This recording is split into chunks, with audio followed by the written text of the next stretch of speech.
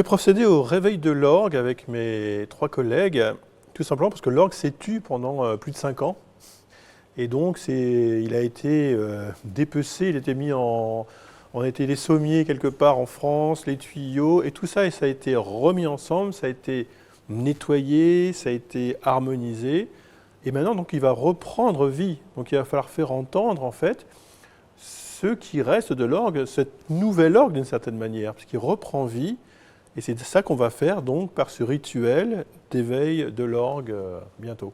Mine de rien, un orgue, tout simplement, souvent on dit que c'est un peu l'âme de l'Église. Il y a le souffle de l'Église et puis il y a ces souffles de l'orgue qui viennent l'accompagner depuis le Moyen-Âge d'une certaine manière.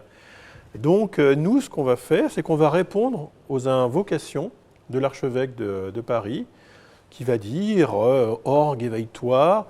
Et chaque fois que l'invocation sera terminée, nous on va répondre par une sorte de verset commentant ce qui vient d'être dit.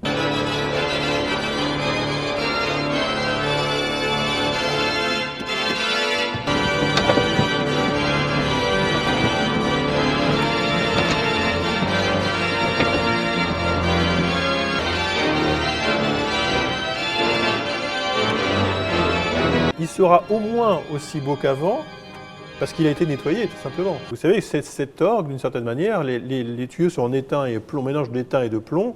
On pouvait imaginer que une partie du plomb ou de l'étain aurait pu fondre, ce qui n'a pas été le cas. Mais par contre, c'était évidemment, il a été plein de poussière, de sueur, de tout ce qu'on veut. Ça a été dégagé, donc évidemment, il va resplendir, peut-être encore plus qu'avant, au sein de la cathédrale.